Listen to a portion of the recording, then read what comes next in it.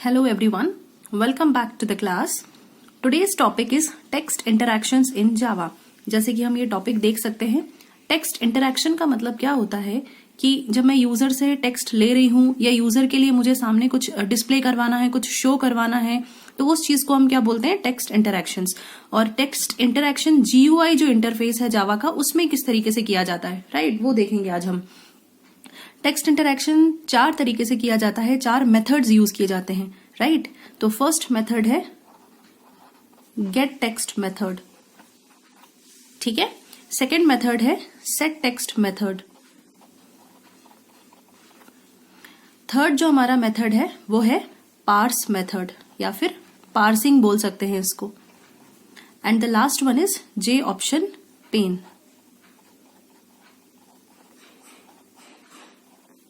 जे option pane method या जे option pen, इसका अगर पूरी तरीके से इसको लिखेंगे तो कैसे लिखा जाएगा,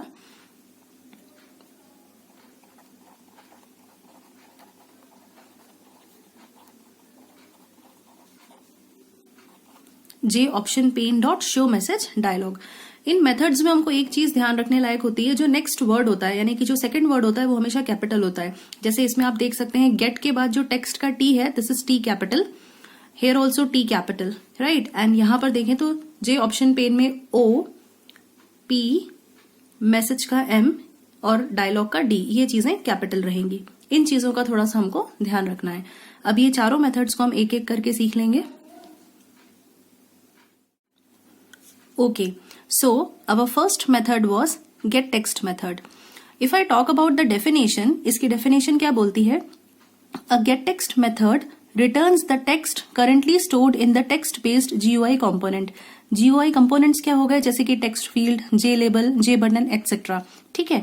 इनमें से अगर मुझे वैल्यू रिटर्न करवानी है, रिटर्न मतलब एक्सेप्ट, बेसिकली इसका क्लियर वर्ड्स में अगर हम बोलें तो क्या होगा, इसका मतलब कि इन टेक्स्ट फील्ड, जे लेबल या बटन, इस तरह के किसी भी कंपोनेंट में अगर यूजर ने कोई वैल्यू इनपुट दिया और उस वैल्यू को मुझे लेना है, एक्सेप्ट करवाना है, तो उसके लिए मैं कौन सा मेथड यूज करती हूँ, गेट टेक्स्ट मेथड, ठीक. इसका एग्जाम्पल देख लेंगे अभी अपन. फॉर एग्जाम्पल मैंने अपने फ्रेम पे 2 चीजें दी हुई हैं.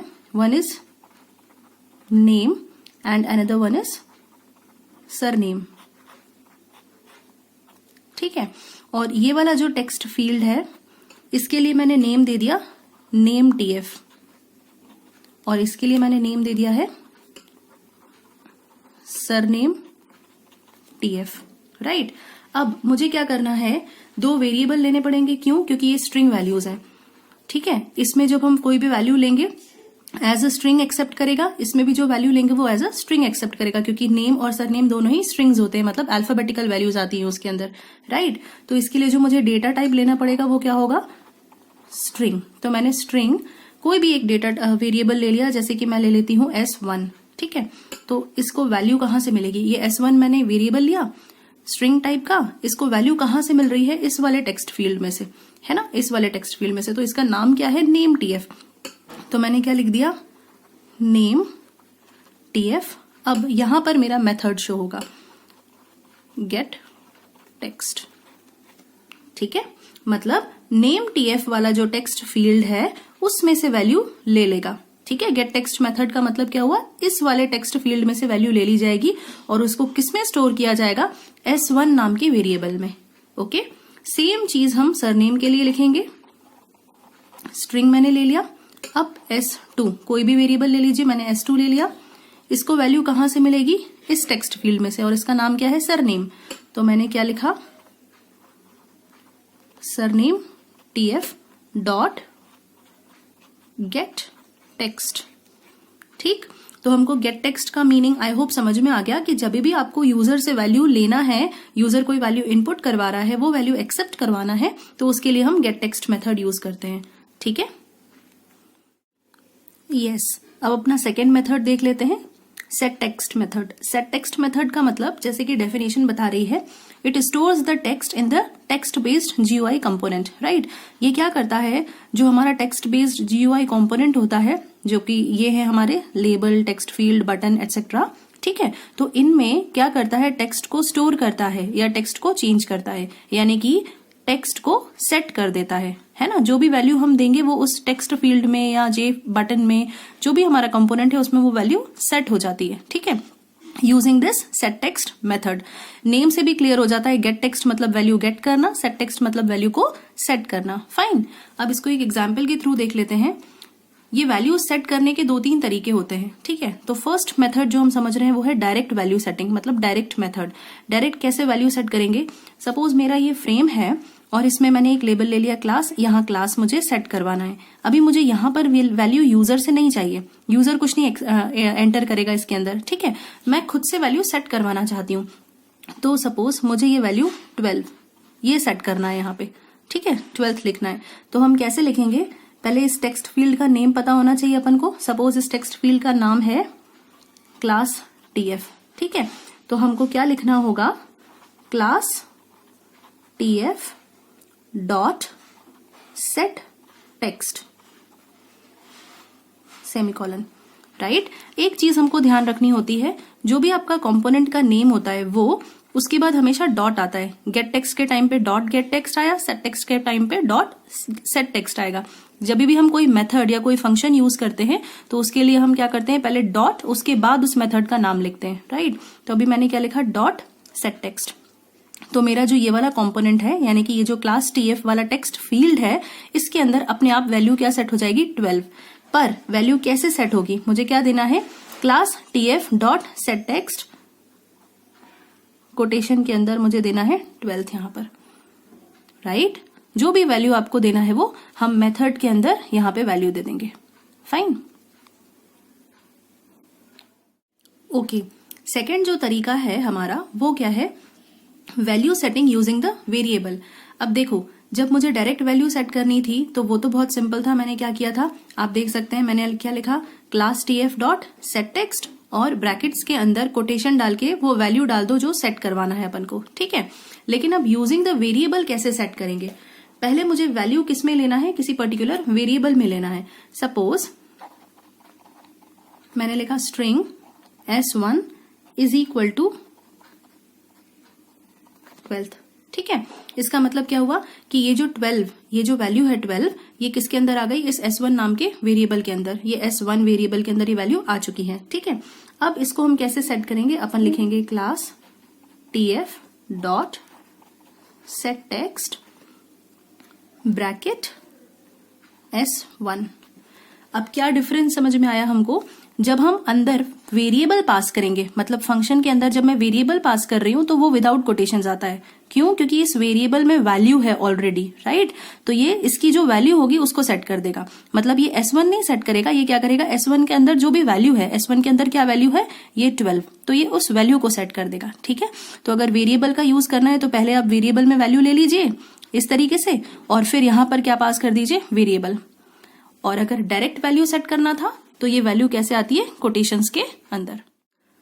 थर्ड जो मेथड है, जो थर्ड तरीका है वो क्या है? अगर मुझे न्यूमेरिक वैल्यू सेट करवानी है, इसके पहले अपन ने जो एग्जांपल्स देखे, 12 जो अपन सेट करवा रहे थे, वो जो 12 था उसमें रोमन नंबर से 12 लिखा था, वो नंबर नहीं था, वो क्या था? स्ट्रिंग था। स्ट्रिंग का मतलब क्या होता है? जिसमें अल्फाबेट्स होते हैं।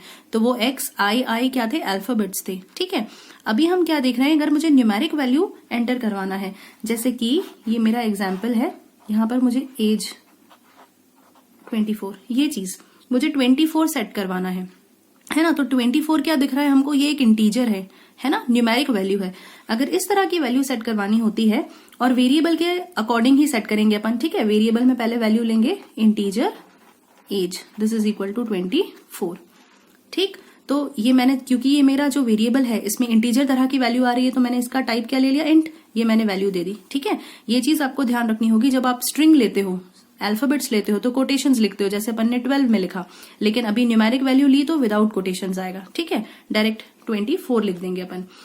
अब ये वैल्यू अगर हमको सेट करना है तो कैसे लिखेंगे? सपोज इसका जो नेम है वो क्या था? Age TF।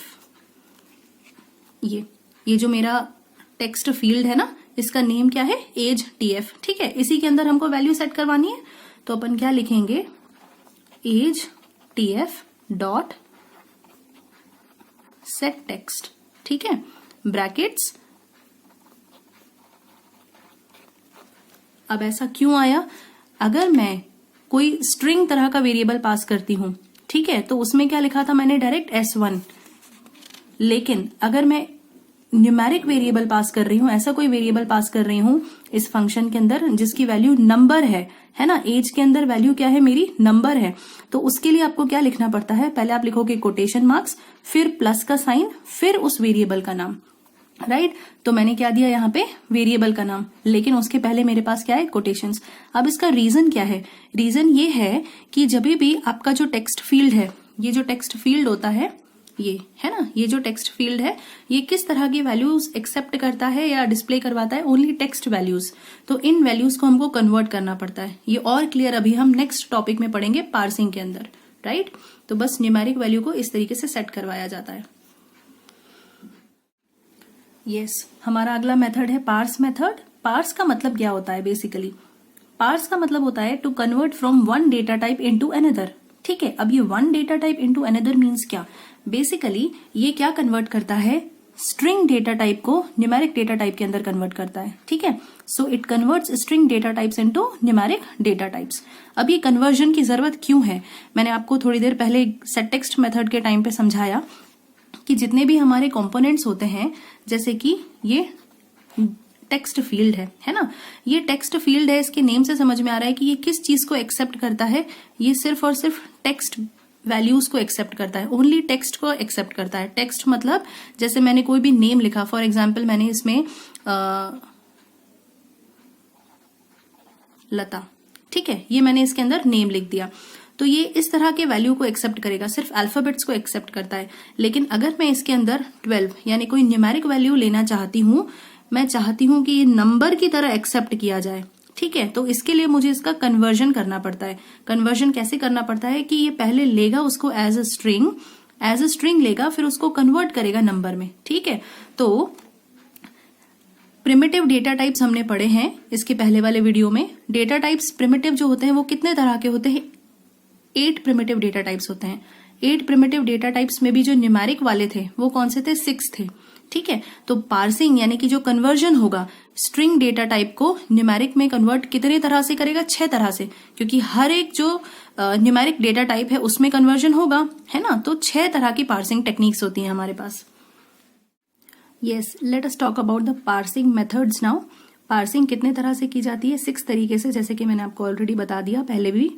6 तरीके से क्यों? क्योंकि हमारे जो न्यूमेरिक डेटा टाइप्स हैं वो 6 ही हैं। ये 4 हैं पहले इंटीजर वाले, और ये 2 कौन से हैं? फ्लोटिंग वाले, राइट? डेटा टाइप्स को एक बार अगर आप देख लेंगे तो आपको अच्छे से समझ में आएगा कि पार्सिंग कैसे होगी और किस तरीके से होगी। ठीक है, अब सबसे पहला है byte dot parse byte. Byte का मतलब क्या होता है? ये क्या करेगा? ये वाला जो पार्सिंग है वो स्ट्रिंग को बाइट वैल्यू में कन्वर्ट कर देगा। ठीक है, so it converts string value into byte. Short dot parse short क्या करेगा? It converts string into short. ठीक है, then integer dot parse int क्या करेगा? It converts string into integer, string to integer. Long dot parse long क्या करेगा? It converts string into long value. Float dot parse float will convert string to floating value. Double dot parse double will convert string to double. ठीक है, अब ये क्यों जरूरत है? मैंने पहले भी बता दिया कि अगर मुझे मेरे टेक्स्ट फील्ड में, ये सपोज टेक्स्ट फील्ड है, ठीक है, टेक्स्ट फील्ड में अगर कोई फ्लोटिंग वैल्यू आई जैसे कि ये, तो ये जो मेरा टेक्स्ट फील्ड है ये तो सिर्फ स्ट्रिंग्स को एक्सेप्ट करता है, तो फ्लोटिंग वैल्यू को कैसे इसको एक्सेप्ट कैसे करेगा? पार्सिंग करवा के एक्सेप्ट करवाना पड़ेगा। यानी कि ये पहले इसने एज अ स्ट्रिंग लिया होगा, ये एज अ स्ट्रिंग लिया होगा, ठीक है, और इसको हमको क्या करना पड़ेगा? कन्वर्ट करना पड़ेगा फ्लोट में। तो हम क्या करेंगे? स्ट्रिंग टू फ्लोट में कन्वर्ट करने के लिए, ये स्ट्रिंग टू फ्लोट में कन्वर्ट करने के लिए कौन सा मेथड यूज करेंगे? फ्लोट वाला यूज करेंगे। तो फ्लोट डॉट पार्स फ्लोट ये लिखना पड़ता है हमको। ठीक है, एग्जाम्पल से और ज्यादा क्लियर हो जाएगा। अभी एक एग्जाम्पल देखते हैं। ओके, तो सामने मेरा जो ये फ्रेम दिख रहा है उसमें आपको 2 लेबल्स दिख रहे हैं, मार्क्स और परसेंटेज, और 2 टेक्स्ट फील्ड्स दिख रहे हैं, है ना। जब मार्क्स की बात करते हैं तो सपोज कोई भी यूजर इसमें जो मार्क्स एंटर करेगा वो न्यूमेरिक वैल्यू एंटर करेगा। फॉर एग्जाम्पल उसने एंटर किया 256 और परसेंटेज के लिए उसने एंटर किया 68.9%। ठीक है, सपोज इस टेक्स्ट फील्ड का नाम है मार्क्स टीएफ और इस टेक्स्ट फील्ड का नाम है percentage TF. Okay, parsing gate text के साथ ही यूज होती है ना। अब देखिए, सपोज मुझे ये वैल्यू यूजर से एक्सेप्ट करवानी है, ये वैल्यू भी यूजर से एक्सेप्ट करवानी है, यूजर से लेना है। ठीक है, तो वैल्यू कैसे लेते हैं अपन, इन दोनों के लिए अपन को वेरिएबल्स लेने पड़ेंगे। ये न्यूमेरिक वैल्यू है तो न्यूमेरिक वेरिएबल ले लूंगी, यानी कि इंटीजर वेरिएबल है ना। तो मैंने क्या लिया, इंट, मैंने इंट m ले लिया, m for marks. This will be equal to, यहां मुझे पार्सिंग करना पड़ा, integer dot parse int and bracket में वैल्यू कहां से आ रही है, marks TF dot get text. Okay, next जो है वो है मेरा फ्लोटिंग वैल्यू। तो मैंने क्या लिखा, फ्लोट। फ्लोटिंग क्यों, क्योंकि ये डेसिमल में है तो उसके लिए मैं कौन सा वेरिएबल ले लूंगी, फ्लोट वेरिएबल। तो मैंने लिया float p, this is equal to, अब मुझे फ्लोट डॉट पार्स फ्लोट ये लिखना पड़ेगा। जिस तरह का वेरिएबल ले रहे हो उसी तरह की पार्सिंग हो जाएगी, है ना। तो यहाँ फ्लोट वैल्यू थी तो यहाँ पार्सिंग क्या हो जाएगी, फ्लोट डॉट पार्स फ्लोट। और ये वैल्यू मुझे कहां से मिल रही है, कौन से वाले टेक्स्ट फील्ड में से, परसेंटेज में। तो मैंने लिखा percentage dot get text. Alright, इसको कैसे समझ सकते हैं, मैंने आपको स्ट्रिंग वाले केस में एक्सप्लेन किया था गेट टेक्स्ट के टाइम पे, एक बार देख लेते हैं। ये देख सकते हैं ना अपन, इसमें क्या है, जब मुझे स्ट्रिंग वैल्यू लेना था यूजर से, है ना, नेम वाले में क्या लिया था अपन ने, स्ट्रिंग वैल्यू ले लिया था, तो gate text method directly use कर रहे थे विदाउट पार्सिंग, है ना। लेकिन अब क्यों न्यूमेरिक वैल्यूज हैं तो उन सब के लिए पार्सिंग करना पड़ेगा। ये जो है नंबर्स हैं, न्यूमेरिक वैल्यूज हैं, तो इनके लिए हमको क्या करना पड़ा, पार्सिंग। ओके, तो मैंने ये पार्सिंग कर दिया यहां पे।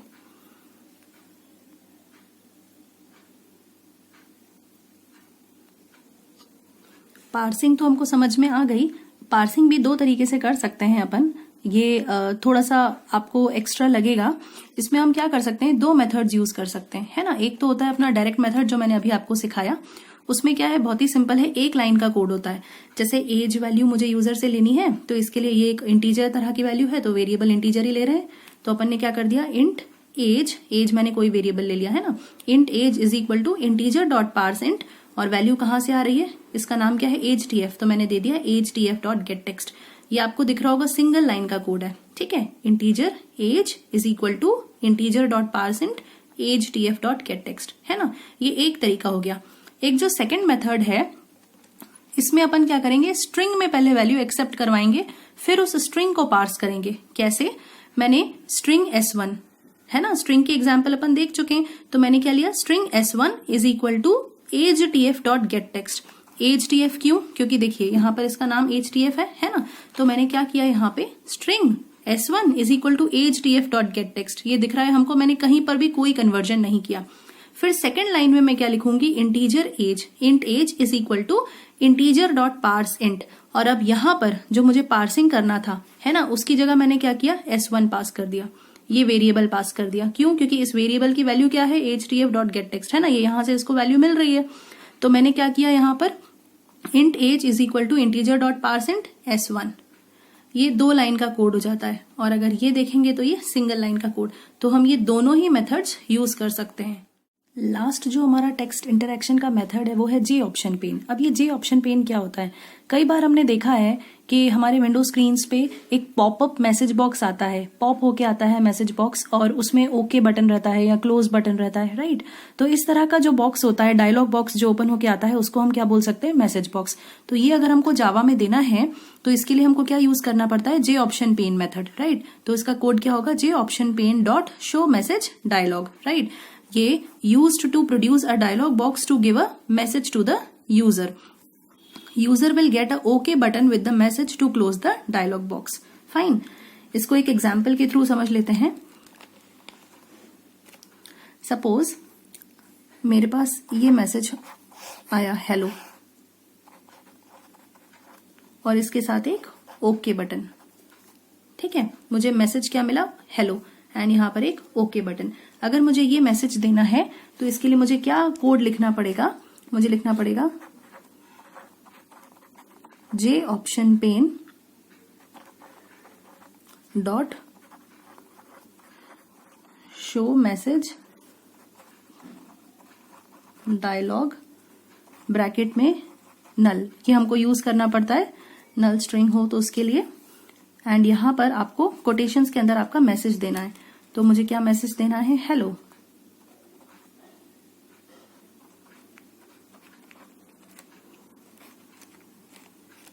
फाइन, तो ये J option pane dot show message dialog null comma, यहां पर वो मैसेज आएगा जो आप यहां देना चाहते हो। राइट, मुझे हेलो देना था तो मैंने यहां हेलो लिख दिया एंड सेमीकोलन। इसके साथ okay button by default automatic आता है। राइट, एंड ओके बटन पे क्लिक करने पे क्या हो जाएगा, ये विंडो क्लोज हो जाएगी। जे ऑप्शन पेन को यूज करने के लिए एक छोटी सी चीज ध्यान में रखनी पड़ती है कि जो हमारा जो टेक्स्ट एडिटर होता है उसके टॉप पे हमको एक फाइल इंपोर्ट करनी पड़ती है, import javax dot swing dot J option pen. अगर आप चाहते हो कि ये मैसेज बॉक्स यूज करना है, आपको ये कोड यूज करना है ताकि ये मैसेज बॉक्स आए, तो उसके लिए एक फाइल हमको जरूर इंपोर्ट करनी पड़ती है, जो कि एकदम टॉप पे हमारा जो टेक्स्ट एडिटर होता है उसमें एकदम कोड के टॉप पे ये लाइन लिखी जाती है, import javax dot swing dot J option pen. And इसके साथ हमारे सारे टेक्स्ट इंटरेक्शन जो मेथड्स थे, gate text, set text, J option pen and parsing method, चारों कंप्लीट होते हैं। आई होप आपको समझ में आए हो। Thank you.